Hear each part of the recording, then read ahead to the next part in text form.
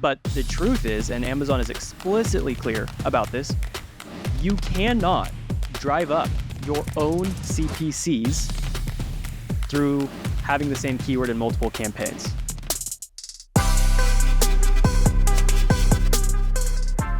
Welcome back to another episode of That Amazon Ads Podcast.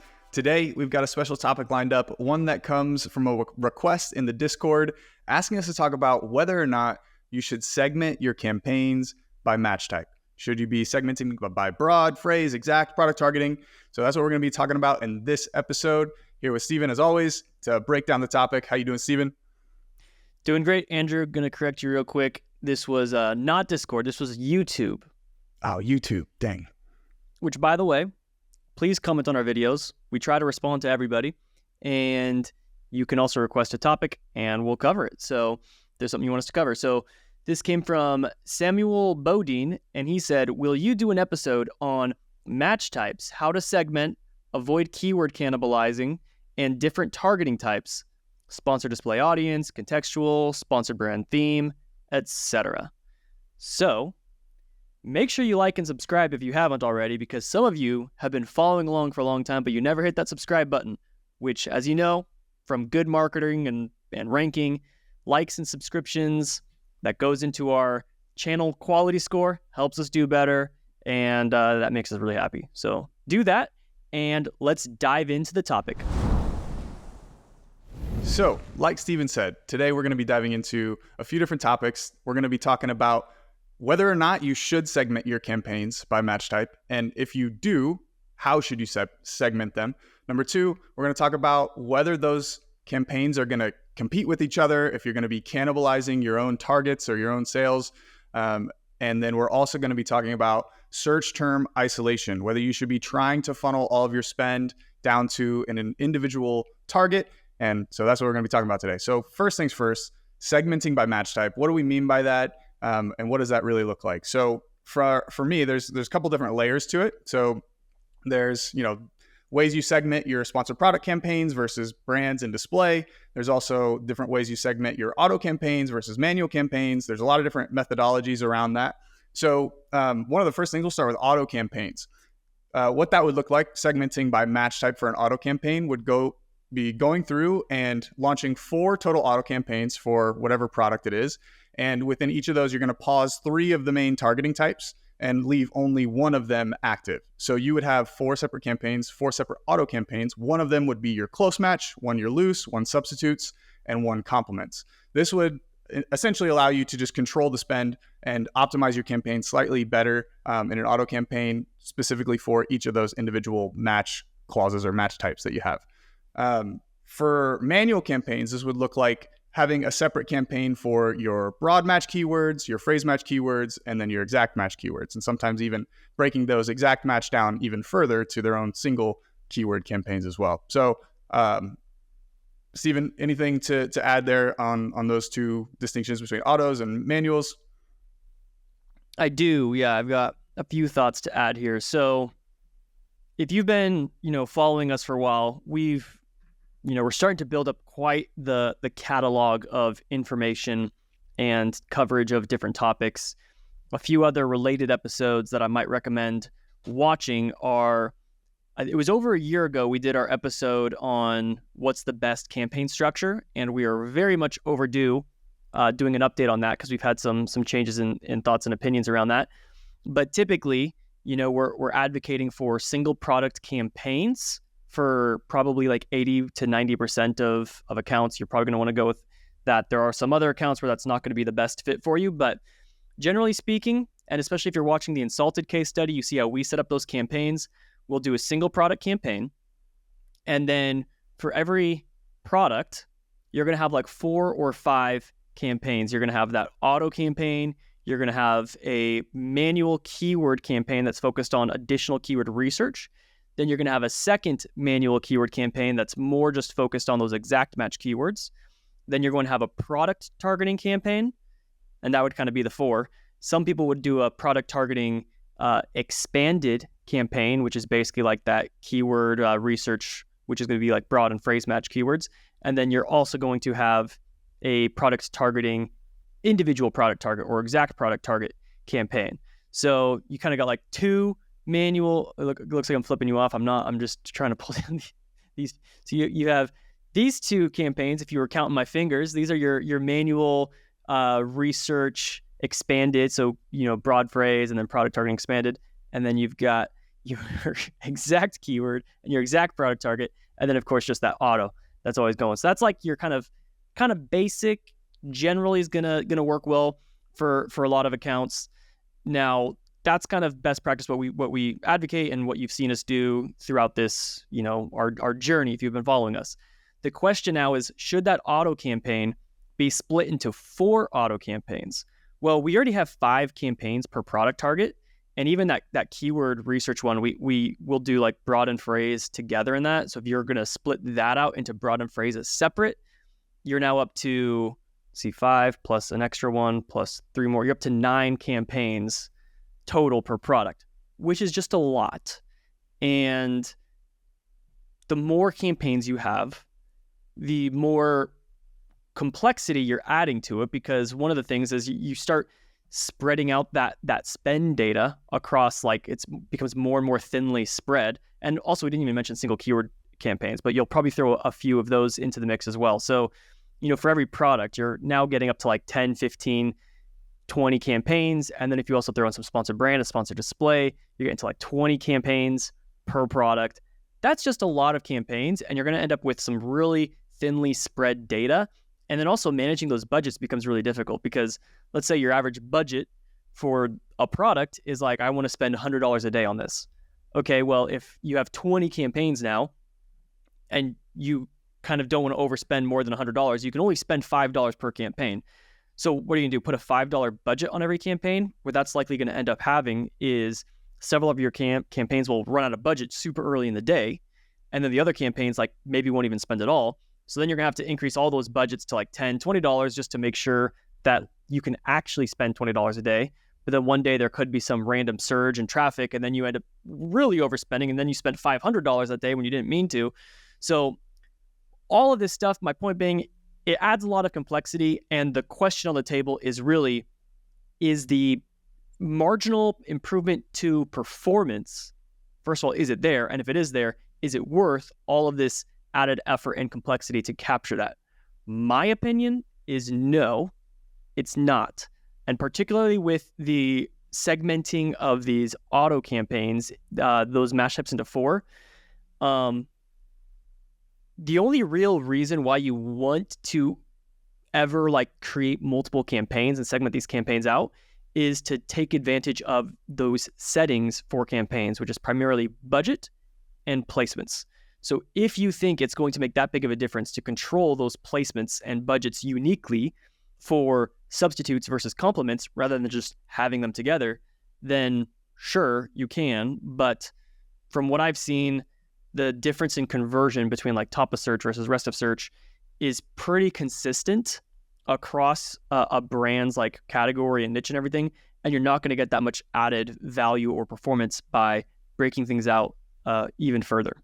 Yeah, absolutely. How a product converts at top of search is going to be pretty consistent across your campaigns for the most part. And I would generally agree with you, Stephen, that breaking up that auto campaign is generally more work than it's worth, and just going to add an extra layer of complexity to everything. And the only reason why you'd really want to do it is just to get that extra granularity, that extra control. And so for auto campaigns specifically, I would agree that, too much work. But in a general sense, segmenting by match type, when we start talking more about the manual stuff, like where you're segmenting your discovery match types versus your exact match types, that's where I kind of lean in a little bit more and say that like that's where an added layer of complexity that gives you controls that you would definitely want and be able to take advantage of and see that performance difference. So I like to have at minimum just that manual keyword discovery campaign with broad and phrase. Sometimes it depends. Sometimes I'll separate them out, sometimes not. I don't really think there's a huge difference between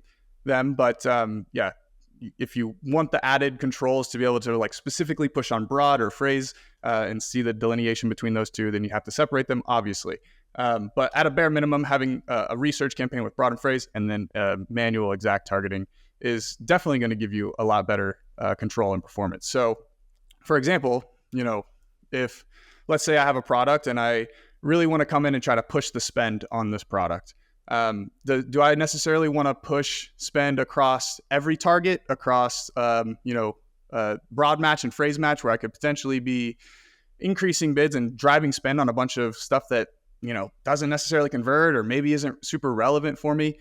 Maybe I just want to make like a more targeted adjustment and I want to just make an increase on my exact match targets. Now, you could do this in a lot of different ways, but this certainly makes it a lot easier and more organized. And so when you come in your account, you know where your exact match targets are, you know what campaign to go into to start making those bid adjustments where you're going after stuff that works, that converts really well, and you know, generally speaking, for the most part, where those ad dollars are going. And so that's just like one of the benefits that you get from having that segmentation between the two, is you can kind of pick and choose based on what stage of a product's journey you're in, whether or not you want to be more discovery focused or more efficiency focused and driving stuff on exact match, or if you're just trying to throw stuff at the wall and see what sticks, you go after more broad and phrase match. So maybe you're pushing a little bit more on those campaigns. So yeah. Nice. Yeah. And I think the reason, this kind of gets into the second section of this topic, which is keyword cannibalization. So I'm not going to jump ahead just yet, but we'll get to that in just a second. But that is the main reason why people try to create the segmentation. And I think the other thing too is, for some reason, people just have peace of mind if they know that they're super granular with their strategies and there's nothing overlapping or whatever. I don't see overlap as a negative thing. And that's why, like, for broad and phrase in particular, a lot of people like to create 2 different campaigns, one for each match type. But when we're creating campaigns, we're not so concerned about the match type as much as we are the tactic and purpose of that campaign. So when you have a broad match keyword, what's the purpose of that? The purpose is to capture, additional keyword research, but in a slightly narrow scope compared to just an auto campaign. Like you're kind of saying, like with our electrolyte example, if fasting electrolytes is a big keyword for you, if you focus on like broad match fasting electrolytes, you're going to see other things that are like that. Same with phrase match, you're going to be capturing some longer tail search terms. Those are very similar tactics and goals. So we can combine those into one. And so that's why our manual keyword research campaigns will have those 2 combined. I don't think you're just going to get much added value to, just have those additional match types. And same with auto campaigns, breaking those out into 4 different types. It's not going to hurt your performance unless I should actually back up. For a lot of people, that will hurt your performance. For a ton of people out there, the overwhelming majority of people, it will hurt their performance. The reason why is because when you have all of these campaigns with thinly spread data, you then no longer have enough data on the campaign to calculate what those placement settings should be for how much you should be increasing on top of search and by how much you should be increasing those bids if they're like quote unquote low visibility. So like if you have a keyword with like 1 click and no sales, a lot of people don't know what to do with that. They're going to just keep increasing those bids, but it's always going to be a low visibility term because you've so thinly spread out your data and you don't really know where to cap those bid increases at. People are going to pick some arbitrary value. So we have another episode titled like what are bid ceilings, how to calculate bid ceilings, something like that. We're going to link to all of these in the show notes too, all of these episodes we're talking about. So you can just like click on those and open up a bunch of tabs because there's a lot of previous knowledge. But those are the things where if people don't have a good bidding system that's able to roll up groups of campaigns into like a single benchmark. So if you have, let's say 20 campaigns for one product, a lot of those campaigns are going to be low data. And people don't have a good system for how to solve that low data campaign problem.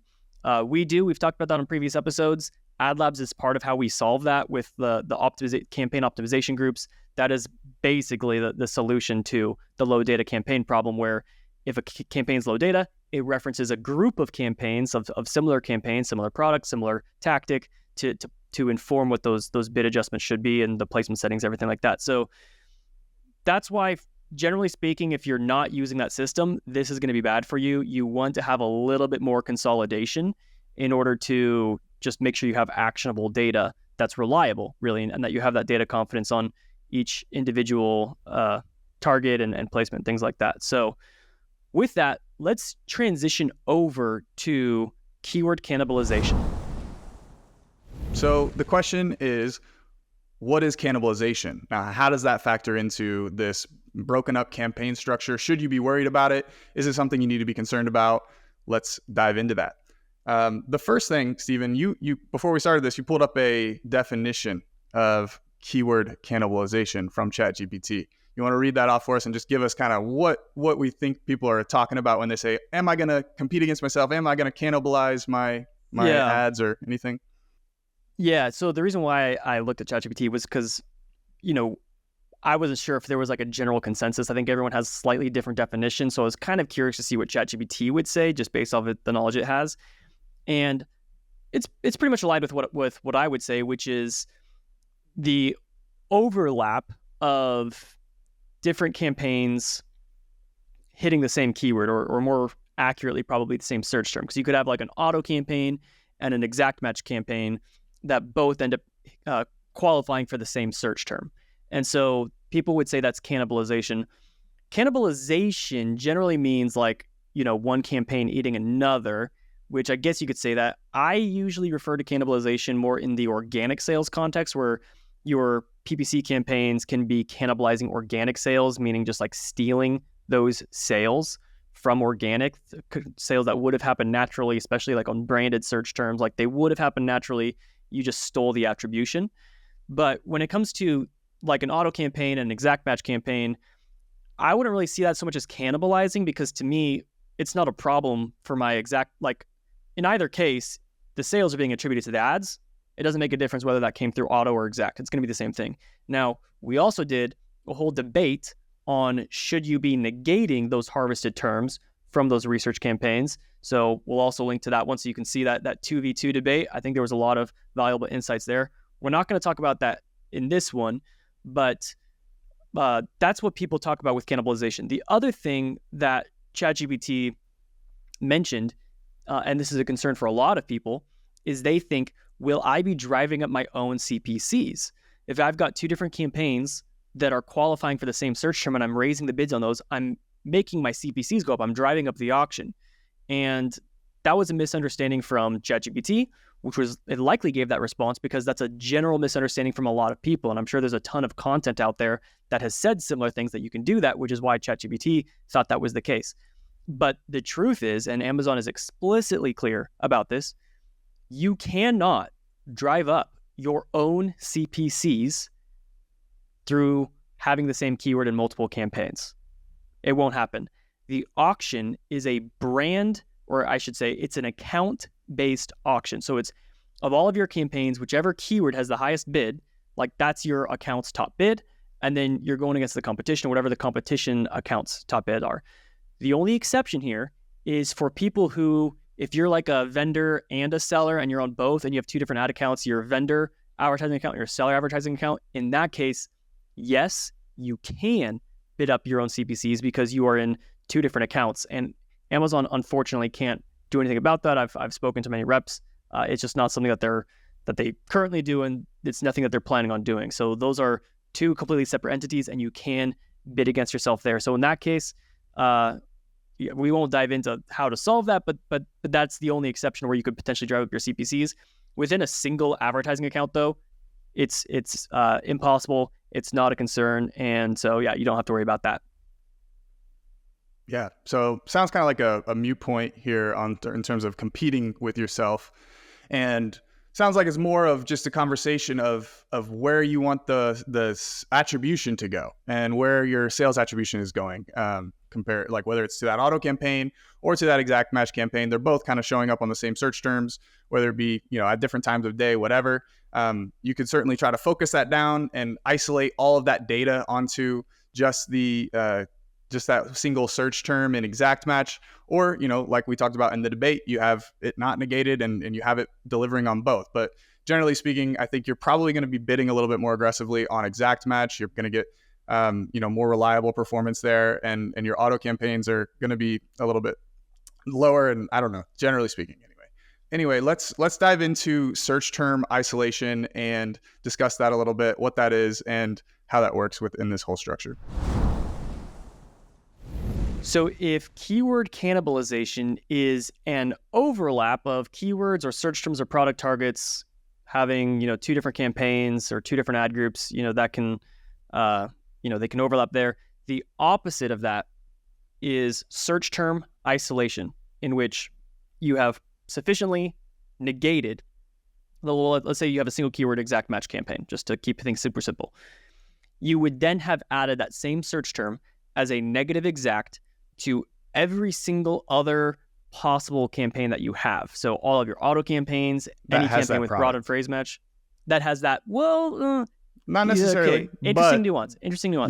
Yes. In perfect search term isolation, it would be from every other campaign that you've got one product in one campaign in one ad group that is bidding on this keyword as an exact match, and you've negated it from every single other possible campaign, which essentially guarantees that any search term that your account gets, that's all going to be funneled down to one keyword. So that can really consolidate that traffic around a single target, so you can really get those insights. Now, one layer higher would be that you're only isolating, as Andrew said, per product. So if you have, let's say, 5 parent ASINs that all qualify for the same electrolytes keyword, you can have those 5 products are all bidding on electrolytes. If they're child ASINs of each other or variation ASINs, as we've said before, they can't all, you can only have one parent ASIN per eligible placement. You can't have, 3 different variations of each other all like in that top of search sponsored product row. Only one per parent's going to win. But if you do have 5 parents, then yes, they can all be bidding on that same keyword. No, you're not going to be driving up your CPCs. So that's what we mean by this isolation thing. Generally speaking, I would say the pros of isolation are that you're just consolidating that data. You're bringing it down to a single place, and that better data aggregation will potentially allow you to have some better calculations, just some more statistics at your fingertips for making those calculations. And the inverse of that is, if you do have that same search term appearing in broad match, phrase match, auto campaigns, that's again what that whole debate was about with should you negate.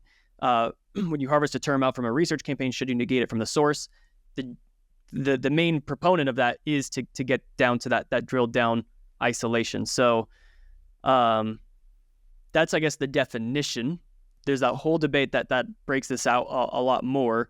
But Andrew, what would you say? Is there anything I missed in terms of why people are trying to get this perfect isolation, or perhaps ways in which they might overdo it? Yeah. And I think we've said 5 different episodes we've referenced on this episode, but we had a conversation around data aggregation versus data segmentation. And that falls directly into that conversation where people can go too far to one end of the spectrum or the other. Yeah, just really quick. That episode that Andrew mentioned is called The Sixth Sense of Amazon PPC Managers. And that was one of the topics within that. We should probably do a full other episode on that one, but yeah, keep going. Yeah, for sure.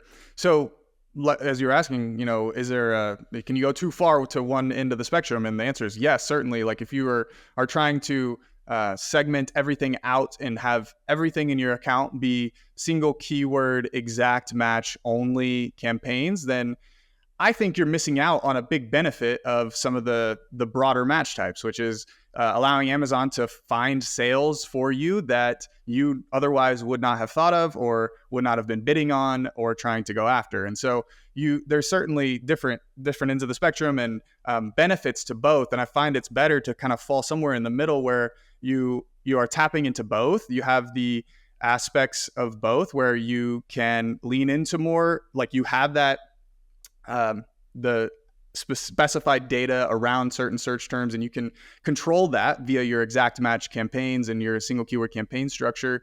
But then also have it running in broad and phrase and picking up longer tail, picking up some cheaper CPCs here and there that maybe you wouldn't have gotten otherwise. So I kind of find that it's good to have a little bit of both, and then you can certainly go too far to the extreme of isolating everything too much to where you're missing a whole bunch of other stuff potentially, or you go too broad and you're showing up on a bunch of stuff that's irrelevant and not really where you're trying to put the spend, you could benefit a lot more from going a little bit further to the other direction of the spectrum and getting a little more focused and specific with your targeting. Yeah.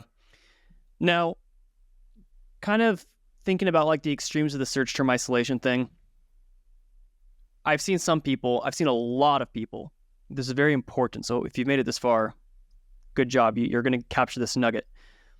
A lot of people try to do what we said kind of at the very start, which is one product, one exact match. They do not want any other product to win on that exact match keyword. And I've just got to beg you guys, please do not do that. You are hurting yourself. There's no reason to do that. I mean, I guess the only reason is like, oh, I want all this data on one keyword rather than, being on 5 keywords for 5 products. But the benefits of having, assuming even if they're not even, if it's 5 different products, they could be parents, they could be variations of each other. It doesn't matter. The benefits of having all of them bidding on the same keyword is astronomically better. And I'll tell you for those 2 scenarios, whether it's 5 parents or 5 variations. If it's 5 parents, you can capture more share of voice, or another synonym for that is impression share, on that search page. So if someone types in electrolytes and you've only got one parent ASIN bidding on that keyword because you're trying to like perfectly isolate it, that means you can only win 1 placement per eligible placement on that search page. There's, I don't know, like 100 results that show up on page 1 of the search.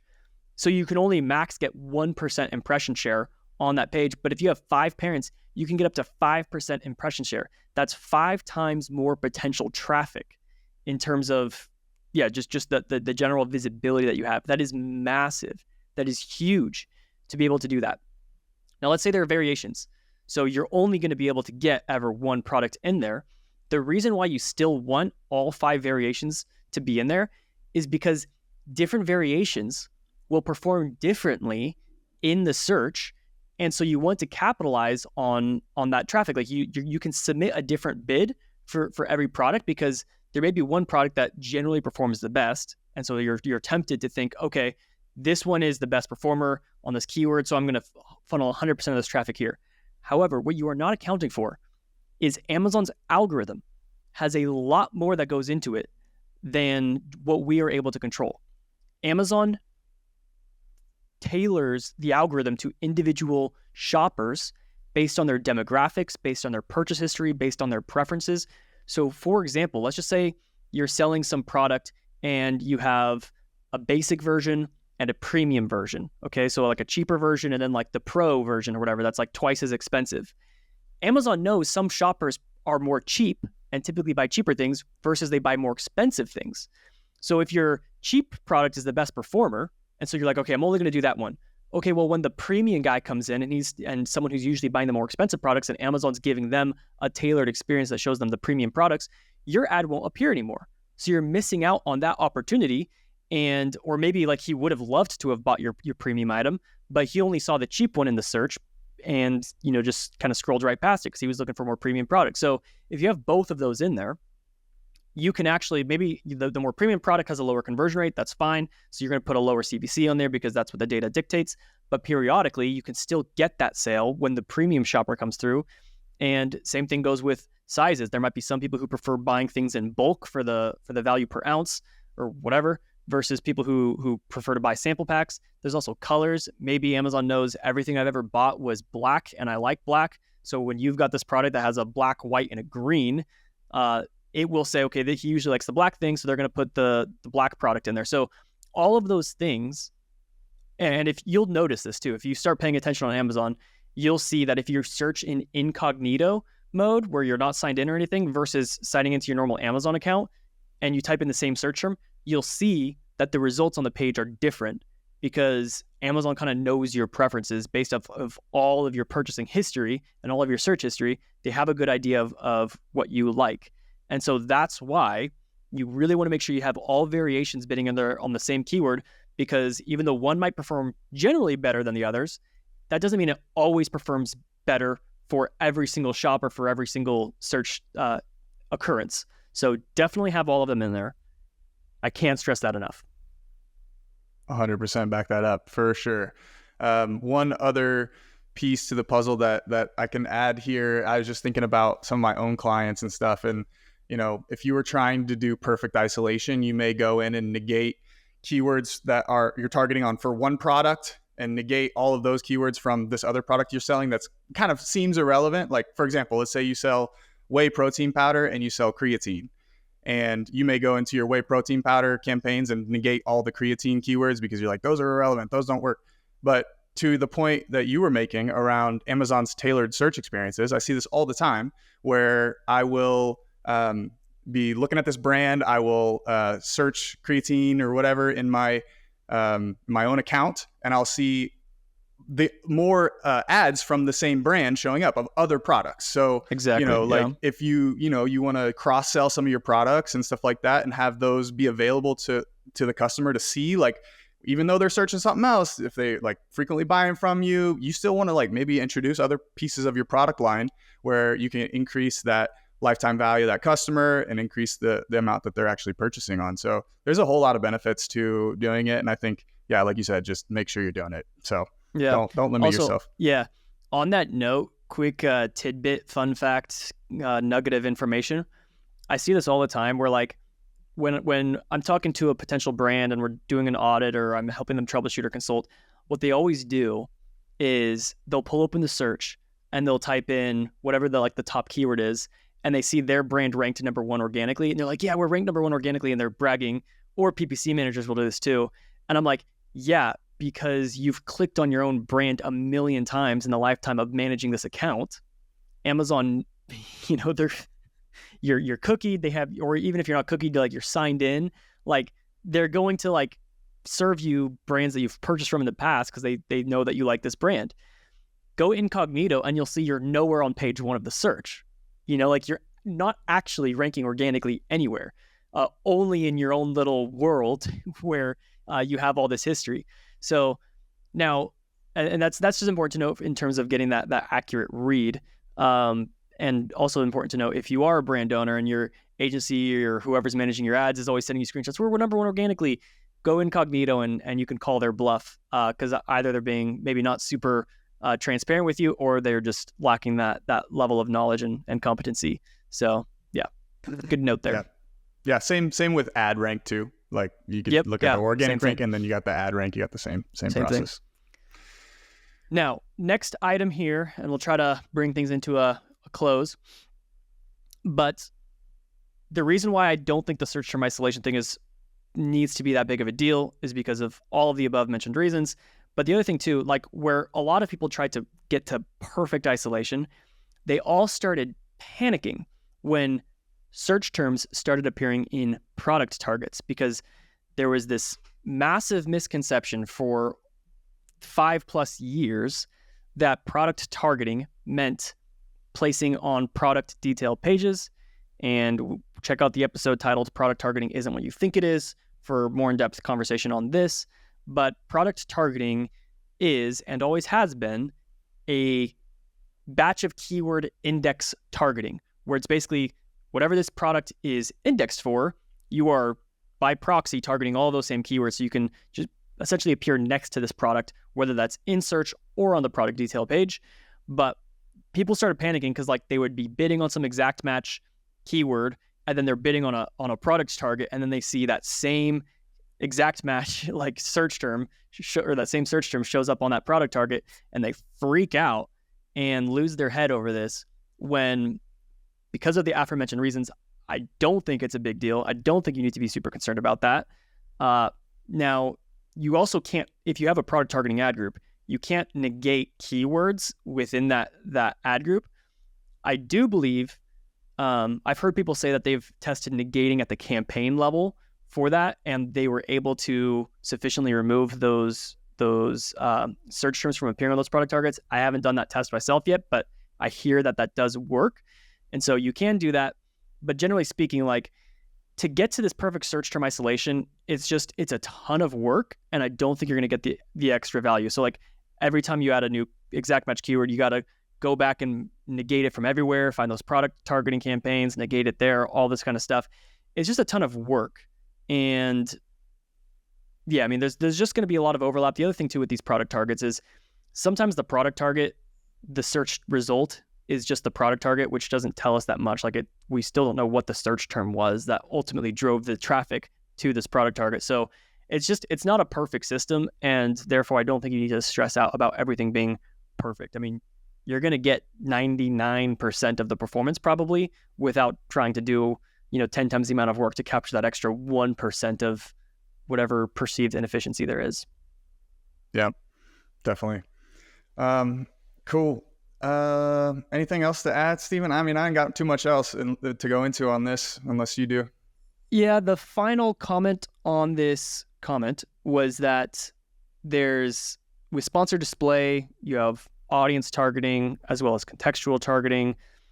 As of right now, sponsored display does not offer the option to negate. So you're going to get some overlap between sponsored display. There's just nothing you can do about that. So once again, I just wouldn't worry about it. That's fine. If you've got two different products and two different sponsored display campaigns, and they're both doing audience targeting or contextual targeting, it's fine for there to be overlap. I don't think it's a big deal. The reason why you do want overlap, just to restate something I already said, the reason why overlap is okay is because sometimes, even though one product generally performs better than the other, there may be some products that perform better for specific shoppers, which Amazon will capitalize on. So that's why it's okay to allow this overlap for different products. And then final thing is that if you have sponsored products, sponsored brands, and sponsored display, those will not cannibalize each other. So if you've got one keyword, one exact match, you can have sponsored products, sponsored brands, and sponsored display all capturing that traffic or that page without cannibalizing each other. So you don't have to worry about cross ad type cannibalization. The only question is within each ad type, there could be some cannibalization and some overlap and things like that. And does it matter? I don't think it does. Yeah, wouldn't say it does either. I think you can be safe in assuming that it's all right to, have that overlapping audience, targeting keywords in multiple places, and having multiple products show up on the same keyword. I think there's no reason why we shouldn't be doing that, and allows us to tap into a little bit of the benefits that Amazon gives for utilizing those broader types and tapping into that algorithm a little bit more. So, well, that's pretty much it for this episode, guys. Make sure that if you have a topic request, leave it in the comments below. Make sure you you subscribe. It really helps us out and keeps us motivated, keeps us going to know that we're growing, that we're adding good value, and that you're getting something out of these episodes. So leave a comment. Make sure you do all that. Steven, anything else? Yeah, one bonus nugget for those who made it past this is the PS note. So extra nugget just for those who made it this far. We got another comment on one of our videos, specifically the sponsored brands strategy episode for Insulted case study. And this guy commented that before, when we set up our sponsored product campaigns, we had broad and phrase match in one sponsored product campaign and then exact match in the other sponsored product campaign. But then when we created that sponsored brand, we had exact, phrase, and modified broad match all together in that one campaign. And he was like, whoa, what the heck? You just said you separated your research from your exact, and then when it comes to sponsored brands, you're combining it. The reason why we do that is because, like we said, when you start segmenting stuff out, you just get to a lot of extra campaigns. The reason why with that sponsored brand campaign, we allowed that to happen was for two reasons. Number one, sponsored brands already are a very small percentage of your spend. They're usually going to be less than 20% of your total spend. Sponsored products are going to be 80% plus of your spend. So for that reason, it's already less spend. So it makes more sense to have a bit more consolidated and aggregated rather than really thinly spreading out that data. The second reason is because with sponsored brands, we can't bulk launch those super easily like we can with sponsored products. Sponsored products is so easy to bulk launch and create. With sponsored brands, because you have to type in the headline and mess around with the creatives and all that kind of stuff, it's a kind of slow process, just doing one at a time in the ad console. And so for saving time, we're just going to keep them all together, just to because we're going to capture most of the value there, and it's the best performance per time spent. And then the third thing, I know I said two, but the third thing is that that campaign was a unique goal. It was a single keyword theme idea in which we're focusing on one theme. And that theme was like fasting electrolytes, for example. So it's like, right, fasting electrolytes as exact, fasting electrolytes as exact phrase, and broadified broad match. So fasting electrolytes or anything like that, that's the goal of that sponsor brand campaign. It's a unique strategy. It's a unique campaign. It's a unique goal, all these things. And we're just focusing on that keyword plus variations of that keyword. And that was pretty much the end of it. I don't think there's going to be that much added value by separating out that broadened phrase to the exact. It was not part of that strategy. And so in summary of all of this, the most important thing you got to think about is segmenting by goal or strategy. That's the ultimate aim. Not segmenting. There's no added value to being like, oh, close and loose are now segmented. Okay, do they have different strategies? If they don't have different strategies, don't worry about the segmentation. So that's our ultimate goal with these PPC campaigns is, yes, hopefully that makes sense. I'm just going to stop talking because it's going on too long. Thank you guys for listening. All right. Tune in next week for another episode of that Amazon Ads podcast. Thanks so much. Talk to you then. Peace out.